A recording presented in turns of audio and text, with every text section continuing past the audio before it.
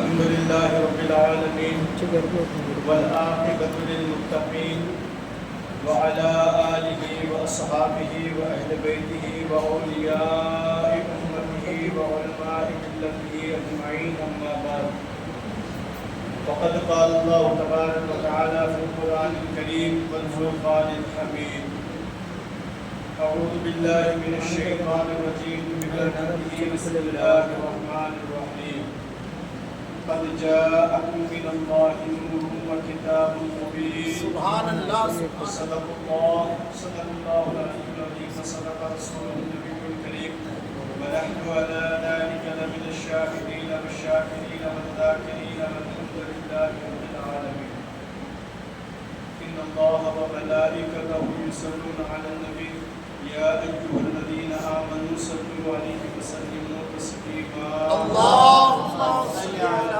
سيدنا ونبينا مولانا محمد وعلى آله وصحبه وبارك وسلم صلاة وسلام عليك يا رسول الله يا حبيب الله صلى الله تعالى عليه وسلم وہی نور حق وہی دل رب ہے انہی کا سب ہے انہی سے سب سبحان اللہ نہیں ان کے ملک میں آسمان میں زمین نہیں کہ زمان نہیں اور سیر گلشن کون دیکھے دشت طیبہ چھوڑ کر سوئے جنت کون جائے در تمہارا چھوڑ کر سبحان اللہ سبحان جی کے مرتے ہیں جو ان کے در پہ جاتے ہیں حسن مر کے جیتے ہیں جو ان کے در پہ جاتے ہیں حسن اور جی کے مرتے ہیں جو آتے ہیں مدینہ چھوڑ کر سبحان اللہ واہ واہ پیر طریقت راہ رہبر شریعت حضرت العلامہ مولانا مفتی محمد ذاکر حسین صاحب قادری اللہ نوازی حفظہ اللہ تعالی اور دیگر سامعین کے ساتھ السلام علیکم ورحمۃ اللہ وبرکاتہ۔ وعلیکم السلام ورحمۃ اللہ وبرکاتہ۔ نہایت ہی تشک اور احتشاری کے ساتھ آپ تمامی حضرات مبارکبادی کے مستحق ہیں جنہوں نے آقا نامدار مدینے کے تاجدار ہم غریبوں کے غمگسار احمد مجتبیٰ محمد مصطفیٰ ارواحنا فدا صلی اللہ علیہ وسلم کی آمد مبارکہ کے اس پربہار موقع پر ان محافل کا انعقاد عمل میں لایا اور مبارکبادی کے مستحق اس لیے بھی ہے کہ آپ نے حضور علیہ السلام کی محبت کی خاطر اپنے گلی محلے کو روشن کیا۔ سبحان اللہ سبحان اللہ دیکھیے اللہ تبارک و تعالی نے جس رسول کو بڑی شان و شوکت عطا فرما کر دنیا میں مبعوث کیا، ویسی شان و شوکت والے رسول کوئی دنیا میں آپ سے قبل نہیں آئے اور آپ پر اللہ تبارک و تعالی نے نبوت کے دروازے کو بند کر دیا، اس کے بعد بھی کوئی ویسے شان والا نہیں آ سکتا۔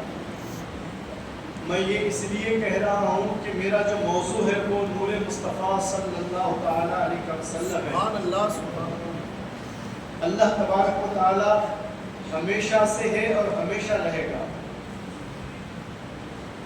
وہ ذات ختم ہونے والی ذات نہیں ہے، باقی ساری چیزیں ختم ہو جائے گی، فنا ہو جائے گی، کیونکہ رب نے کلام بلاغت میں فرمایا کل من علیہا فان ویبقی وجہ ربک ذو الجلال والاکرام کہ ساری چیزیں ختم ہو جائے گی سوائے تمہارے رب کی ذات باقی رہے گی۔ تو جو باقی ہے اور باقی رہے گا اس رب نے اپنے نور پاک سے جب چاہا، جب ارادہ کیا تو اپنے حبیب کے نور کو پیدا فرمایا۔ سبحان اللہ سبحان بات سمجھنے کی ضرورت ہے کہ اللہ تبارک و تعالی نے جب ارادہ کیا، جب چاہا تو نور پاک مصطفیٰ صلی اللہ تعالی علیہ وسلم کو پیدا فرمایا، اور پیدا فرمانے کے بعد ڈائریکٹ نہیں بھیج دیا، پھر جب چاہا، جب تک ارادہ کیا اپنے قرب خاص میں اس نور پاک کو رکھا، پھر چاہا کہ اب نور مصطفیٰ صلی اللہ علیہ وسلم کو بھیجا جاؤں جس کے ذریعے پہچان ہو، تو اللہ تبارک و تعالی نور مصطفیٰ صلی اللہ علیہ وسلم کے کچھ حصے فرمائے، اس سے کبھی جنت کے نظارات کو بنایا گیا، اس سے عالم میں جتنی چیزیں چمک رہی ہیں، دمک رہی ہے، مہک رہی ہے، ان ساری چیزوں کو نور مصطفیٰ صلی اللہ علیہ وسلم کے نور کے حصے سے اللہ تبارک و تعالیٰ نے پیدا فرمایا۔ جتنی بھی رنگین چیزیں ہیں، خوشنما چیزیں ہیں، دل فریب چیزیں ہیں، دل کو چھو جانے والی چیزیں ہیں، وہ ساری چیزیں جو ہے رخ مصطفیٰ صلی اللہ علیہ وسلم کے نور کے حصے کا ایک خوشنما حصہ ہے۔ اللہ تبارک و تعالیٰ نے اس حصے کو پیدا فرمایا۔ قرآن عظیم کی جس آیت کریمہ کو میں نے اپنی تقریر کا عنوان بنایا ہے، رب کائنات ارشاد فرماتا ہے قد جاءکم من اللہ نور و کتاب مبین، تحقیق کے اللہ کی جانب سے تمہارے پاس ایک نور اور ایک روشن کتاب آئی۔ اب مفسر کرام نے اس کی تفسیر اس طرح بیان فرمائی، اکثر مفسرین نے نور سے مراد ذات مصطفیٰ صلی اللہ علیہ وسلم ہے اور روشن کتاب سے مراد کتاب ہوتا ہے۔ اب اس پر ہم اور آپ جب غور کرتے ہیں آیت کریمہ پہ کہ اللہ تبارک و تعالیٰ نے حضور علیہ السلام کو نور سے ذکر فرمایا ہے، غور کیجئے اس بات پہ، اللہ تعالیٰ نے حضور علیہ السلام کی ذات کو جو ہے نور سے ذکر فرمایا ہے۔ نور کا کام یہ ہوتا ہے کہ وہ خود بھی روشن ہو اور ساری چیزوں کو روشن کرے۔ سبحان اللہ، سبحان اللہ۔ ہمارے حضور علیہ السلام جب دنیا میں آ رہے تھے، دنیا میں تشریف لا رہے تھے، تو آپ کی ولادت باسعادت سے پہلے اللہ تبارک و تعالیٰ نے عالم کو روشن فرما دیا۔ آپ اس گفتگو کو انشاءاللہ تبارک و تعالیٰ شب ولادت میں مفتی صاحب سے سنیں گے کہ اللہ تبارک و تعالیٰ نے کتنے عجائبات کو اس وقت ظاہر فرمایا تھا جب حضور علیہ السلام کی بعثت مبارکہ ہو رہی تھی۔ الغرض مختصر سمجھاتا ہوا چلوں، حضور علیہ السلام کے جو نور ہے وہ آسمانی دنیا سے جب زمینی دنیا پر تشریف لا رہا تھا تو اللہ تبارک و تعالیٰ نے اس نور پاک کو جنت سے منتقل کرتا ہوا حضرت آدم علیہ السلام کی مقدس پیشانی پر رکھا۔ کتابوں میں آتا ہے کہ جب حضرت آدم علیہ السلام کے پتلے کو تیار کر دیا گیا تو اس پتلے میں روح پھونکنے سے پہلے نور محمدی صلی اللہ علیہ وسلم کو رکھا گیا، پھر فرشتوں کو حکم دیا گیا کہ اب نور محمدی صلی اللہ علیہ وسلم کو سجدہ کرو۔ بظاہر تو وہ آدم ہے لیکن ان کی پیشانی میں نور محمدی صلی اللہ علیہ وسلم جلوہ بار ہے۔ تو حضرت آدم علیہ السلام کی پیشانی پر نور محمدی صلی اللہ علیہ وسلم کو رکھا، فرشتوں نے سجدہ کیا۔ سجدہ کرنے کے بعد حضرت آدم علیہ السلام کی تسلیم مبارک سے حضرت حوا علیہ السلام کو پیدا کیا گیا۔ اب یہ دونوں حضرات الغرض مختصر سمجھاتا ہوا چلوں کہ وہ دونوں جنت میں رہنے لگے۔ جنت منور تھی، حضور علیہ السلام کے نور کے کچھ حصے سے جنت کو بنایا گیا تھا۔ اب دونوں حضرات جنت میں ہیں، پھر اللہ تبارک و تعالیٰ نے قصد فرمایا، ارادہ فرمایا کہ حضرت آدم علیہ السلام جو ہے دنیا کی طرف منتقل کیا جائے۔ تو اب وہاں ایک خطا ہوئی، انبیاء سے خطا نہیں ہوتی، یہ حکمت خدا بندی تھی کہ دنیا کو پھیلانا تھا، دنیا کو وجود بخشنا مقصود تھا۔ تو حضرت آدم و حضرت حوا علیہ السلام کے ذریعے اللہ تبارک و تعالیٰ نے دنیا میں انسانیت کو جو ہے پھیلا دیا۔ چنانچہ حضرت آدم علیہ السلام اور ماں حضرت حوا علیہ السلام جنت سے دنیا میں تشریف لائے۔ کتابوں میں آتا ہے کہ ہند، اب وہ سری لنکا ہو گیا لیکن یہ پورا حصہ ہند میں کہلاتا تھا۔ سندیپیا پہاڑ پہ اس جہاں پر حضرت آدم علیہ السلام اترے، آج بھی آپ کا قدم مبارک وہاں پر ہے، لوگ زیارت کرنے جاتے ہیں۔ اور حضرت حوا علیہ السلام کو عرب میں اتارا، عرفات کے میدان میں یہ دونوں حضرات کی ملاقات ہوئی۔ تو بہرے کا کوئی الگ گفتگو ہے۔ تو حضرت آدم علیہ السلام کے ذریعے نور دنیا میں تشریف لایا۔ اب وہ نور حضرت آدم علیہ السلام کے اولاد کے ذریعے منتقل ہوتا ہوا ایک دوسرے میں آتا رہا۔ انبیاء کرام علیہ السلام کی ذریتوں سے وہ نور منتقل ہوتا ہوتا حضرت عبد المطلب رضی اللہ تعالیٰ عنہ کے پاک پشت مبارکہ اب آپ کتابوں کا جائزہ لیں، مدارج النبوہ وغیرہ کتاب میں لکھا ہے کہ حضرت عبد المطلب رضی اللہ تعالیٰ عنہ کے پشت پہ جب وہ نور منتقل ہوا تو حضرت عبد المطلب رضی اللہ تعالیٰ عنہ کی کیفیت میں بدلاؤ آتے گیا. جیسے حضرت عبد المطلب پہلے رہا کرتے تھے اس طرح نہیں رہتے تھے. کتابوں میں تو یہاں تک لکھا ہے کہ حضرت عبد المطلب کے ذمے خانہ کعبہ کی چابیاں تھی جس میں بت نصب تھے رکھے ہوئے تھے. تو حضرت عبد المطلب رضی اللہ تعالیٰ عنہ جا کر جو ہے وہاں پر لوگوں سے خدمت دیا کرتے تھے. لیکن جب حضور علیہ السلام کا مقدس نور حضرت عبد المطلب رضی اللہ تعالیٰ عنہ کے پشت میں داخل ہوا تو آپ کی کیفیت بدلتی رہی. آپ جو ہے بت کے قریب جانے کو منع کرتے رہے اور اپنے آپ کو بھی روکتے رہے. کتابوں میں آتا ہے کہ حضرت عبد المطلب رضی اللہ تعالیٰ عنہ خاموشی کو اختیار کر لیتے اور بیزاری کا اظہار کرتے. اکثر و بیشتر جو ہے آپ جو ہے خاموشی کے ساتھ اپنے آپ میں رہا کرتے.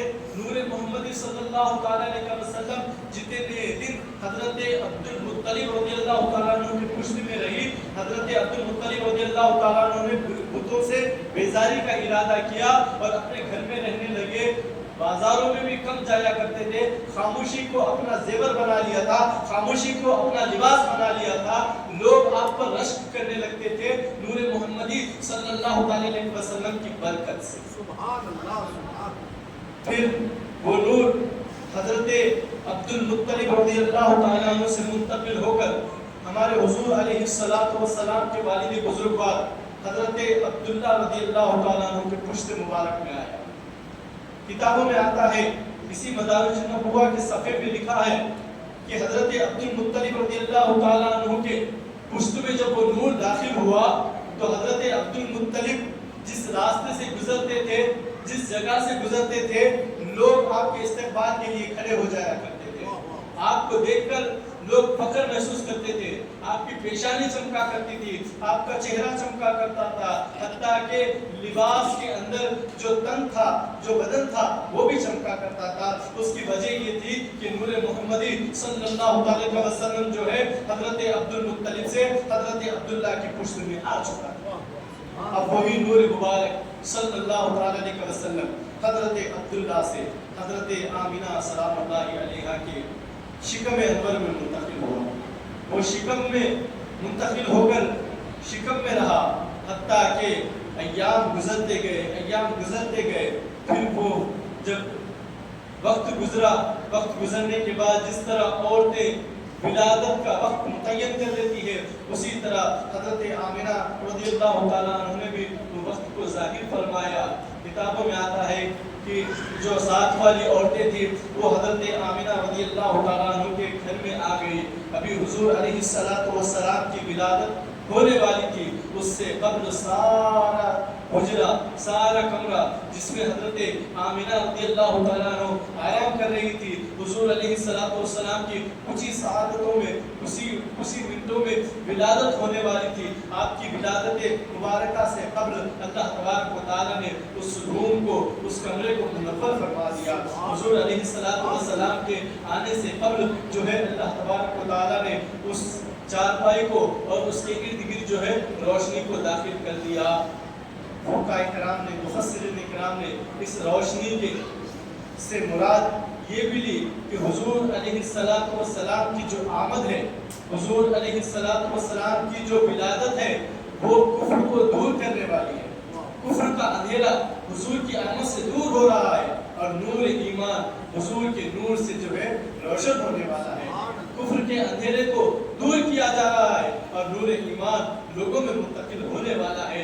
اللہ تبارک و تعالیٰ کا محبوب دنیا میں آنے والا ہے اور اللہ تبارک و تعالیٰ نے اپنے حبیب علیہ السلام کی ولادت باسعادت سے پہلے نور محمدی صلی اللہ علیہ وسلم کو ظاہر فرما دیا. اب حضور کی ولادت ہو گئی اور وہ نور جو ہے عالم دنیا میں پھیل گیا. درود پاک پڑھے اللہم صلی علی سیدنا و نبینا و حبیبنا مولانا محمد و علی آلہ محمد مبارک وسلم. صلاۃ و سلام علیک یا رسول اللہ صلی اللہ علیہ وسلم. تو پیارے حضور علیہ السلام کا یہ पैदा फरमाया। चुनांचे हज़रत जाबिर रज़ियल्लाहु ताला अन्हु की रिवायत आते हैं, आपने रसूल आज़म सल्लल्लाहु अलैहि वसल्लम की बारगाह में अर्ज़ किया, या रसूलल्लाह अलैहि सल्लल्लाहु अलैहि वसल्लम, अल्लाह तबारक व तआला ने सबसे पहले किस चीज़ को पैदा फरमाया है?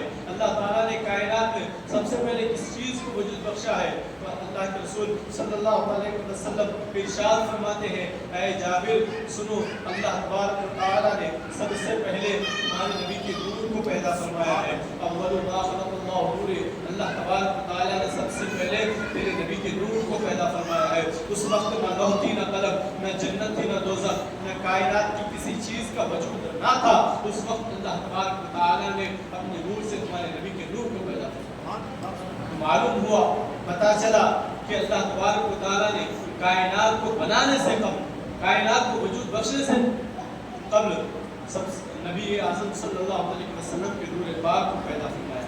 और उसी नूर पाक का सदका है कि आज जो भी चहल पहल नजर आ रही है, जितने भी सितारे जगमगा रहे हैं, चांद अपनी रोशनियों को बिखेर रहा है, सूरज अपनी तपिश को बिखेर रहा है, ये सब मुस्तफा जाने रहमत सल्लल्लाहु अलैहि वसल्लम के नूर का उतारा है, नूर का तसल्लुत है, नूर पाक का हिस्सा है। जब चांद और सूरज में इतनी रोशनाई है, सितारों में इतनी जगमगाहट है, तो आप सोचे कि हुजूर अलैहिस्सलाम के मुकम्मल नूर की कितनी जगमगाहट होगी। हज़रत जाबिर रज़ियल्लाहु ताला अन्हु के मकाम पर और इरशाद फरमाते हैं, एक रात हुजूर अलैहिस्सलाम अपने हुजरे के बाहर तशरीफ फरमाते, सहाबा की जमात में से कुछ लोग हुजूर अलैहिस्सलाम के इर्द गिर्द बैठे हुए थे, कुछ बात हो रही थी, मैं थोड़ा सा फासले पर था, तो 14वीं रात का चांद उस दिन निकला हुआ, उस रात निकला हुआ था। मैं एक नज़र हुजूर अलैहिस्सलाम के रुखे अनवर को देखता और एक नज़र 14वीं रात के चांद को देखता, तो आप इरशाद फरमाते हैं, फ़इज़ा हुवा अहसन यदी मिनल क़मर, तो हुजूर अलैहिस्सलाम का चेहरे अनवर, हुजूर अलैहिस्सलाम का चेहरे बददुहा जो है मुझे चांद से ज़्यादा हसीन व जमील, चांद से ज़्यादा रोशन नजर आता। इसी शायर ने क्या खूब कहा, चांद से तशबीह देना ये भी क्या इंसाफ है, चांद से तशबीह देना ये भी क्या इंसाफ है, चांद में तो दाग है लेकिन उनका चेहरा साफ है, उनका चेहरा बेदाग है। तो सरकार अलैहिस्सलाम का वो मुबारक नूर है जो चांद से ज़्यादा हसीन व जमील था। हज़रत आयशा सिद्दीक़ा सलामुल्लाहि अलैहा खुद इरशाद फरमाती है, अगर कोई चीज़ हमारे यहाँ गुम हो जाती, अगर वो हमें ना मिलती, हम हुजूर अलैहिस्सलाम के चेहरे को दुहा को देखते, हुजूर अलैहिस्सलाम के चेहरे को देखते और सोचते तो वो सारी चीज़ें जो गुम हुई थी, गुमशुदा चीज़ थी, वो हमें मिल जाए।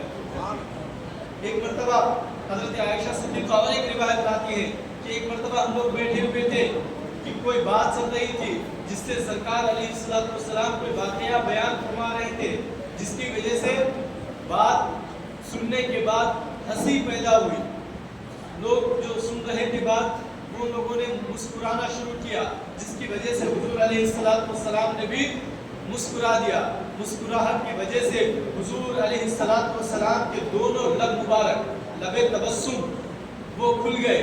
खुलने के बाद मुँह मुबारक से हुजूर अलैहिस्सलाम की इतनी रोशनी निकली कि हम लोग कष्ट खा गए कि अल्लाह तबारक व तआला ने हुजूर अलैहिस्सलाम के अंदर कितनी रोशनी को, कितने नूर को रखा है। हुजूर अलैहिस्सलाम ने अपने मुबारक तबस्सुम, लबे मुबारक को सिर्फ मुस्कुराते हुए थोड़ा सा खोला तो कितनी रोशनी निकली। अगर हुजूर अलैहिस्सलाम के सीने मुबारक को जब खोला जाएगा तो कितना नूर निकलेगा, उसका अंदाजा कौन लगा सकता है, उसकी मिसाल कौन दे सकता है, कोई नहीं दे सकता। ये जितनी भी चीज़ें हम लोग आज देख रहे हैं, ये सारी चीज़ों का वास्ता हुजूर अलैहिस्सलाम के नूर पाक से है। किताबों में तो यहाँ तक आया है कि जब इंसानों ने सोचा कि रोशनी का कोई इंतज़ाम किया जाए, तो सबसे पहले उन्होंने सीरत मुहम्मदी सल्लल्लाहु अलैहि वसल्लम का मुताला किया। जब नूर पाक के कुछ मसाइब को उन्होंने पढ़ा तो उसके ज़रिए रोशनी को वजूद में लाया, रोशनी को वजूद में लाया। चमकती हुई चीज़ों के मुतालिक जब सोचा तो हुजूर अलैहिस्सलाम के दंदान मुबारक के जिक्र को उन्होंने पढ़ा, पढ़कर जो है रोशनी के सामान को जो है उन्होंने ईजाद किया।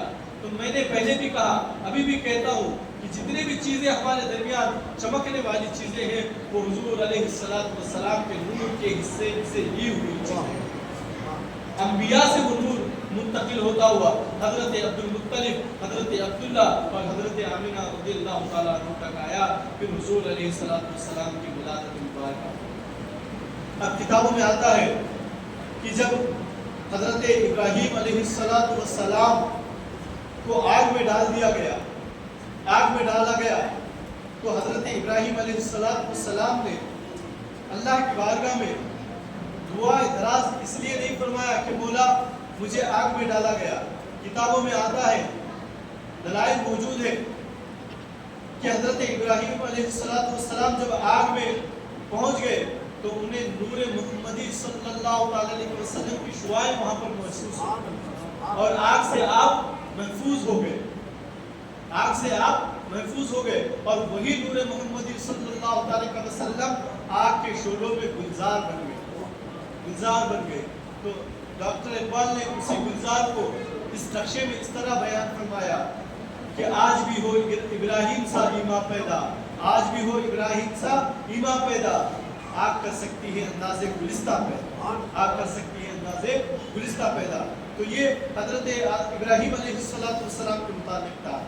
اور ایک واقعہ دو انبیاء کے کرام سے ملتا جلتا ہے کہ حضرت یوسف علیہ السلام کو جب ان کے بھائیوں نے کنویں میں ڈال دیا، قرآن عظیم میں واقعہ موجود ہے کہ حضرت ابراہیم علیہ حضرت یوسف علیہ السلام کو ان کے بھائیوں نے کنویں میں ڈال دیا، تو آپ کو وہیں پر چھوڑ کر ان کے بھائیوں نے اپنا راستہ لے لیا، آپ کنویں میں رہ گئے۔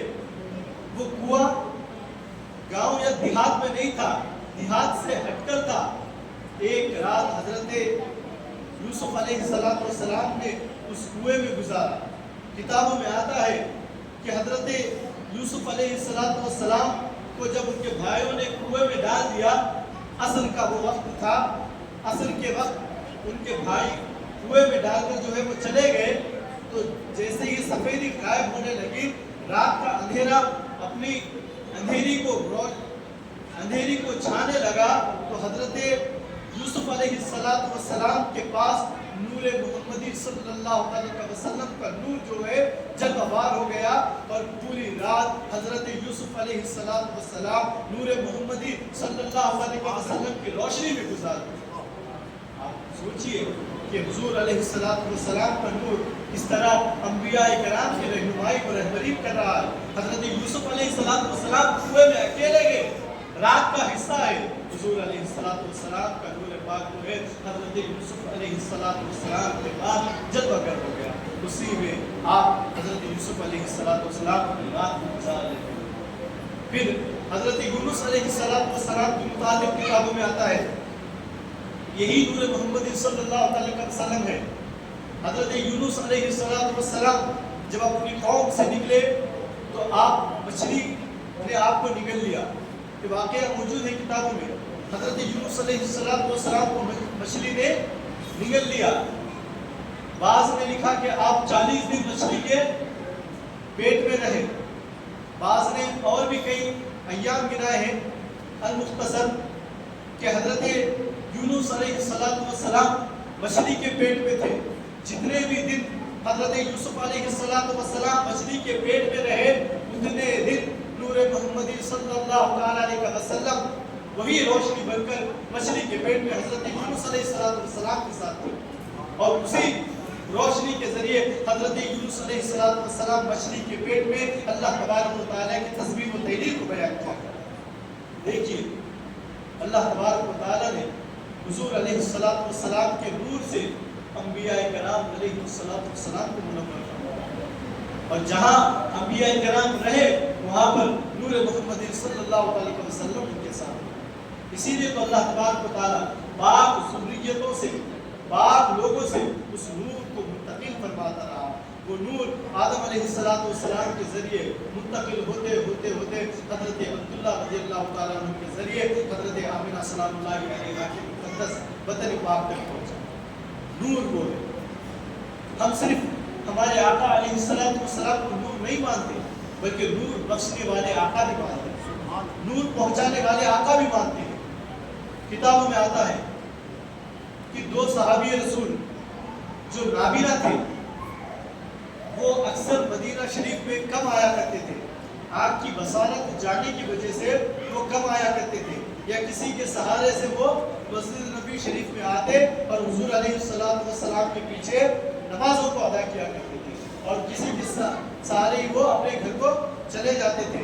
لیکن کچھ معاملات ایسے ہو گئے کہ وہ صحابی رسول دونوں صحابیات مسجد نبی شریف میں آ گئے اور حضور علیہ السلام سے گفتگو کرنے لگے. نمازوں کا وقت گزرتا گیا, نماز ہو گئی, پھر نماز کے بعد بیٹھے, پھر حضور علیہ السلام انہیں کچھ واعظ و نصیحت فرما رہے تھے, پھر دوسری نماز کا وقت ختم ہوا, اسی طرح تیسری نماز کا وقت ختم ہوتے گیا, وہ لوگ وہیں پر بیٹھے, حتیٰ کہ حضور علیہ السلام نے عشاء کی نماز جماعت کے ساتھ ادا فرمائی. اب وہ دونوں صحابی کو اپنے اپنے گھروں پر جانا تھا اور سہارے کا انتظام ختم ہو چکا تھا. لوگ صحابہ اپنی اپنی مصروفیات کی بنا پر جا چکے تھے, وہ دونوں صحابی جو ہے وہی موجود تھے. چنانچہ وہ دونوں صحابی رسول اپنی جگہ سے جب اپنے گھر جانے کے لیے اٹھے مسجد نبی شریف سے, حضور علیہ السلام کے کرتے مبارک کا کچھ حصہ ان دونوں سے مسح ہوا. کیا ہوا؟ ان دونوں کے حصے سے مسح ہوا. تو کتابوں میں آتا ہے کہ وہ دونوں جیسے ہی مسجد نبی شریف سے اپنے اپنے گھر جانے کے لیے نکلے تو ان دونوں میں سے ایک کا بدن چمکنے لگا, روشنی آنے لگی, اور وہ دونوں صحابی اسی ایک روشنی سے اپنے اپنے راستے کو طے کرنے لگے. کچھ دور جانے کے بعد اب دونوں صحابیوں کا راستہ علیحدہ ہو گیا, جدا ہو گیا.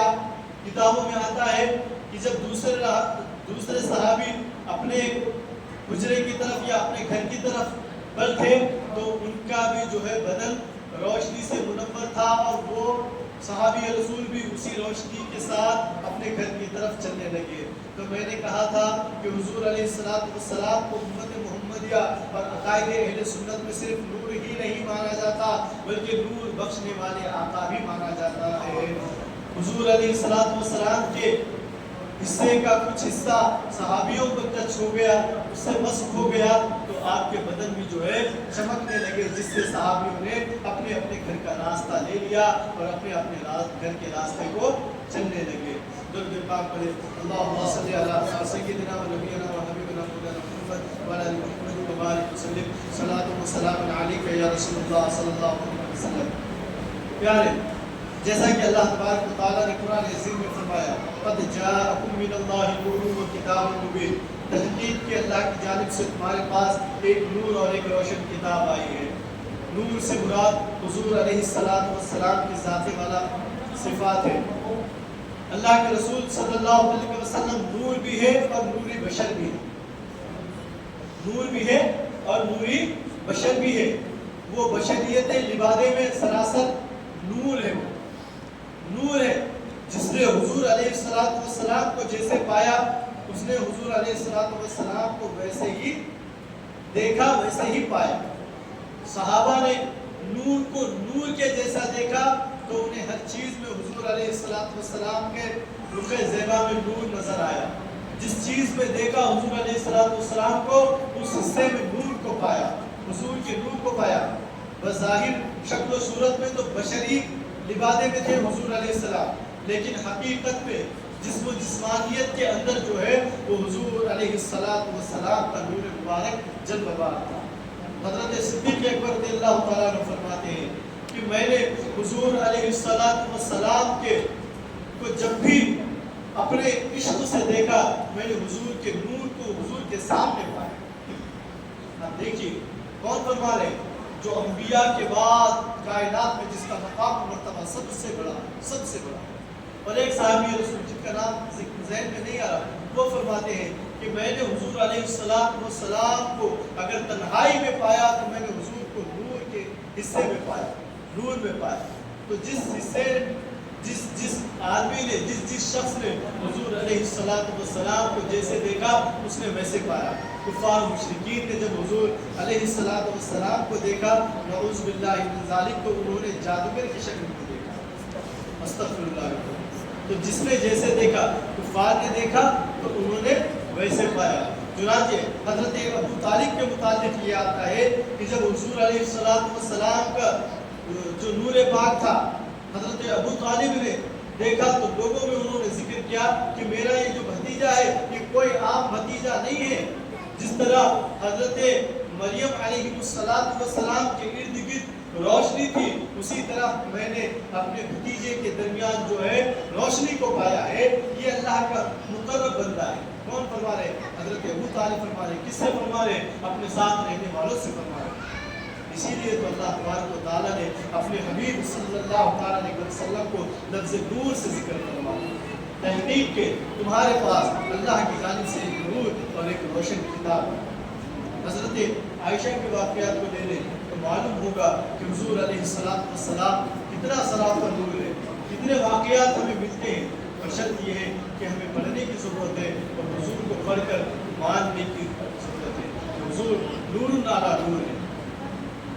حضرت عثمان غنی رضی اللہ تعالیٰ عنہ کے نکاح میں جب حضور علیہ السلام کی 2 شہزادیاں آئیں تو حضرت عثمان ذو النورین رضی اللہ تعالیٰ عنہ کو وہ نور نصیب ہوا. تو شاعر نے کیا خوب کہا، نور کی سرکار سے پایا ہے دوشالہ نور کا. نور کی سرکار سے پایا ہے دوشالہ نور کا، وہ مبارک تم کو ذو النورین جوڑا نور کا. تو یہ وہی نور ہے حضور علیہ السلام کے حضور علیہ السلام کا یہ وہ نور ہے جو حضور علیہ السلام کی اولاد و امجاد میں منتقل ہوا. کبھی حضرت رقیہ سلام اللہ علیہ، کبھی حضرت زینب سلام اللہ علیہ، کبھی حضرت ام کلثوم سلام اللہ علیہ، پھر آخر میں وہ نور سیدہ فاطمہ الزہرا طیبہ طاہرہ کے بدن مبارکہ میں منتقل ہو گیا. پھر وہی نور جو ہے حسنین کریمین رضی اللہ تعالیٰ عنہ کی عکاسی کرتا ہوا نظر آتا ہے. سراپا نور تو نہیں لیکن وہی نور کی شفاعت حضرت حسنین کریمین میں ملتی ہے.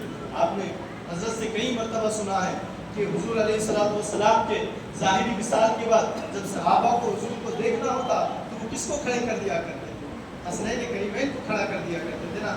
تو کیا تھا وہی نور پاک علیہ السلام کی شفاعت ان دونوں سے شہزادگان میں موجود تھی. ابھی تو صحابہ وہی نور پاک کو جو حضور کے ظاہری زمانے میں دیکھا کرتے تھے حضور علیہ السلام کے ظاہری وصال کے بعد حضرت حسنین کریمین کے اندر دیکھا کرتے تھے. پھر وہی نور منتقل ہوتا ہوا جو بھی شہزادگان ہیں ان تک منتقل ہوتا رہا. کئی اولیاء کرام کے واقعات کو آپ بڑے معلوم ہوگا کہ جہاں روشنی نہیں تھی اولیاء کرام نے اپنے ذکر سے اپنے تلاوتوں سے اس روشنی کو جو ہے لوگوں میں پھیلایا ہے. حضرت پیران پیر کے واقعات کو پڑھیں معلوم ہوگا کہ حضرت پیران پیر کا جو عرفانی سفر ہے وہ نور محمدی صلی اللہ علیہ وسلم کی عکاسی کرتا ہے، وہ گواہی دیتا ہے. اسی طرح شہنشاہ ہندوستان حضرت خواجہ غریب نواز رضی اللہ تعالیٰ عنہ جب ہندوستان کی سرزمین پر تشریف لائے لوگوں نے جب آپ کو دیکھا تو آپ کے چہرے کو دیکھ کر کیا سمجھا؟ وہی نور مبارک صلی اللہ علیہ وسلم کی ایک شعاع آپ کے چہرے مبارک پر روشن تھی. اسی کو دیکھ کر جو ہے لوگوں نے کلمہ پڑھنا شروع کیا، آپ کے قریب آنا شروع کیا. اسی طرح وہ وہی نور کے جلوے جو ہے بزرگان دین تک منتقل ہوتے رہے. پھر اللہ تبارک و تعالیٰ نے جب چاہا اپنے حبیب کے نور کو جو ہے اپنے قریب بلا لیا اور حضور علیہ السلام کا وہ نور جو ہے اللہ تبارک و تعالیٰ تک کے قریب پہنچ گیا. اب جو نور کا کچھ حصہ ہے وہ اللہ تبارک و تعالیٰ جب چاہے جسے چاہے اسے اس کا حصہ عطا فرماتا ہے. تبھی جا کر وہ اللہ تبارک و تعالیٰ کے مقرب بندے بنتے ہیں، قربیت مولا حاصل ہوتی ہے. تو یہی نور پاک علیہ السلام کا فیضان تھا کہ اتنے لوگوں نے جو ہے نور کو محسوس کیا. اللہ تعالیٰ کی بارگاہ میں دعا کروں مولا تبارک و تعالیٰ ہم سب کو کہنے سننے زیادہ عمل کرنے کی توفیق عطا فرمائے. حضور علیہ السلام کے نور پاک کے حصے کا کچھ حصہ ہم فقیروں کو بھی اللہ تبارک و تعالیٰ عطا فرمائے.